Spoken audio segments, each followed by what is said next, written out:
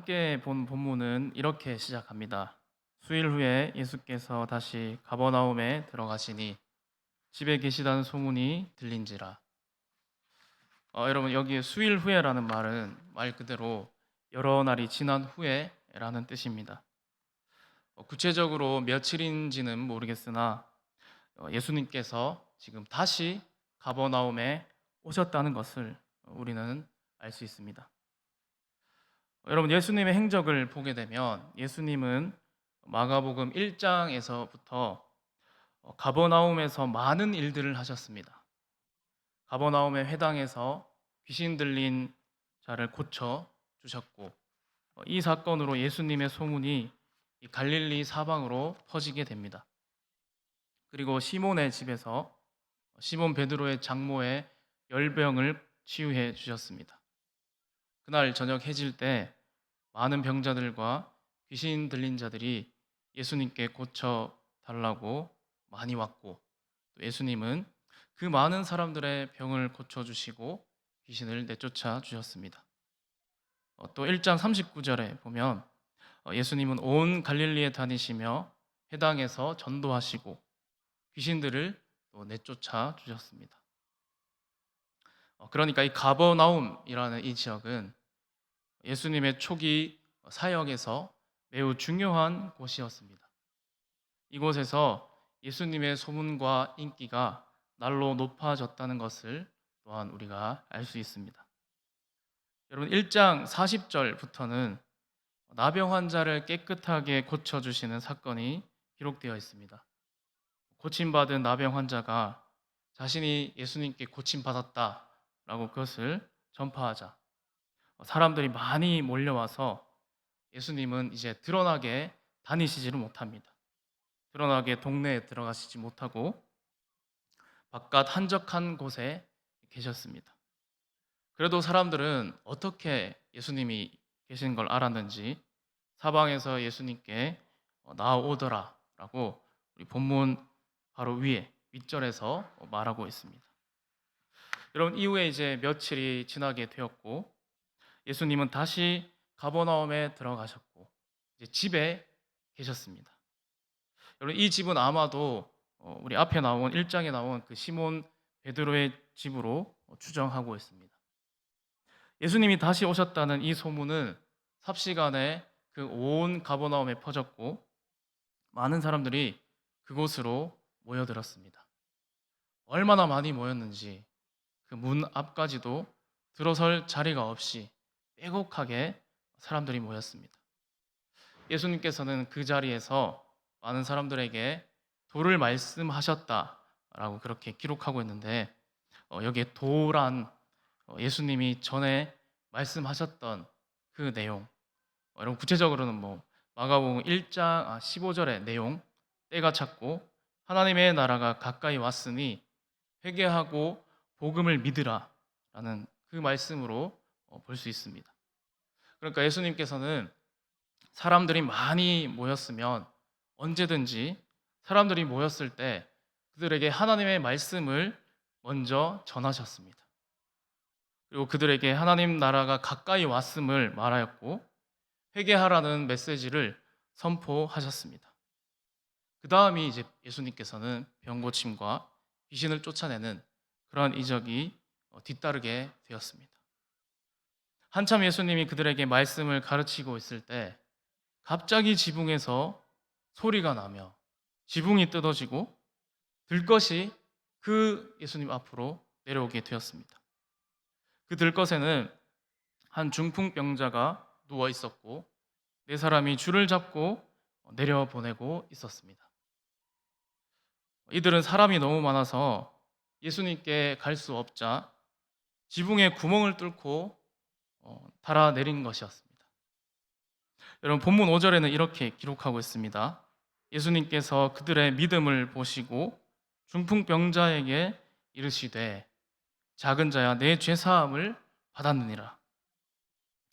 여기서 예수님께서 그들의 믿음을 보셨다라는 말에 우리는 주목해야 합니다. 여기서 그들이란 이 중풍병자를 포함한 그를 데리고 온 이 네 명의 사람들을 같이 말하는 것입니다. 그러니까 중풍병자 일행 총 5명이죠. 바로 이 사람들을 말하는 것인데 여기 중풍병자와 함께 온 여러분 4사람은 이 본문에서는 뭐 정확하게 누구인지 밝히고 있지는 않지만 아마도 중풍병자의 가족이나 아니면 친구들 또는 뭐 혹은 종들이었을 것이라고 그렇게 추정하고 있습니다. 그런데 분명한 것은 이들 모두가 가버나움에 살고 있던 사람들이고 또 서로 안면이 있고 친분이 있는 사람들임에는 확실합니다. 그동안 중풍병자를 비롯한 이 4사람은 그렇다면 이 가버나움이라는 동네에 살면서 지금 예수님이 선포하신 그 모든 말씀들을 그들은 들었을 것이고 또 예수님이 많은 병자들을 고쳐 주셨다는 소문, 그리고 귀신 들린 자의 그 귀신을 쫓아내 주었다는 그러한 소문들도 익히 들었을 것이며 또한 그들이 그 마을에 살면서 실제 고침받은 사람들을 직접 보기도 했을 것입니다. 그런데 여러분, 이 중풍병자, 이 중풍병은 여러분 어떤 병입니까? 중풍병은 제가 찾아보니까 다양한 유형의 마비를 가리키는 의학 용어입니다. 그런데 이 마비가 되는 그 병의 대표적인 것이 바로 뇌혈관이 막히는, 뇌혈관이 터지는 뇌출혈, 그리고 뇌혈관이 막히는 뇌경색. 그러니까 뇌출혈과 이 뇌경색을 합해서 뇌졸중이라고 합니다. 그러니까 이 중풍병자는 큰 확률로서 지금 뇌출혈 또는 뭐 뇌경색을 앓았던 그런 환자, 또 오래된 환자라고 볼 수 있고 또 4명이 이 상에다가 이 중풍병자를 데리고 왔던 것으로 보아 혼자서 움직이지 못하는 그러한 상태에 좀 중증으로 그렇게 볼 수 있다는 것입니다. 어쨌든 그가 뭐 뇌출혈인지 뇌경색인지 아니면 또 다른 마비 증상인지는 모르겠지만 그동안 그 움직일 수 없는 그러한 병을 그는 고치기 위해서 많은 의사들을 찾아갔을 것입니다. 또 나을 수만 있다면 뭐 이런 치료도 해보고 저런 치료도 해보고 뭐 여러 가지 많은 수단과 방법을 가리지 않고 그는 해봤을 것입니다. 하지만 그 모든 일들이 아무런 효과가 없었고 시간만 낭비하는 일이 되었고 그만큼 이 중풍병자의 그 마음도 어떤 실망과 낙심으로 좌절하고 있었을 바로 그때라고 볼 수 있습니다. 혼자서는 절대 움직일 수 없는 이런 중풍병자를 데리고 지금 예수님께 왔다는 것은 바로 이들이 이 중풍병자의 병을 낫기 위해서는 예수님을 만날 수밖에 없다. 오직 예수님만이 이 병을 고칠 수 있다. 예수님을 꼭 만나야만 된다 하는 그 믿음, 그리고 이 중풍병자 자신도 내가 이 병을 고침받기 위해서는 예수님밖에 없어. 그분이 아니면 안 돼. 하는 절실하고 절박한 믿음으로 예수님께 지금 나아왔다는 것입니다. 그런데 예수님이 계신다는 이 시몬의 집에 와보니 사람들이 구름대같이 많아서 지금 집 안으로 들어갈 수 없는 그런 상황이었습니다. 여러분, 그래서 이들은 이 중풍병자 일행은 어떻게 했을까요? 우리 아는 대로 이들은 작전을 짰습니다. 문으로 들어갈 수 없으니까 사람들이 많아서 그렇다면 지붕으로 들어가자. 위쪽으로. 어떻게 됐든지 예수님만 만나면 되니까 하는 그런 생각으로 이들은 절대로 포기하지 아니하고 지붕으로 올라갔습니다. 여러분, 신약 시대 지붕은 그 지역의 그 집은 지붕이 평평했고 계단이 있어서 이 계단을 통해서 지붕으로 갈 수 있었다고 합니다. 그러니까 지붕에는 집이나 아니면 나뭇가지 또는 막대 기둥 같은 걸 얹어서 그 위에 흙을 덮어가지고 흙기와처럼 그렇게 만들었습니다. 그래서 지붕으로 이들이 쉽게 올라갈 수 있고 또 지붕을 이렇게 뜯어내기가 그리 어렵지는 않은 그런 구조라고 합니다.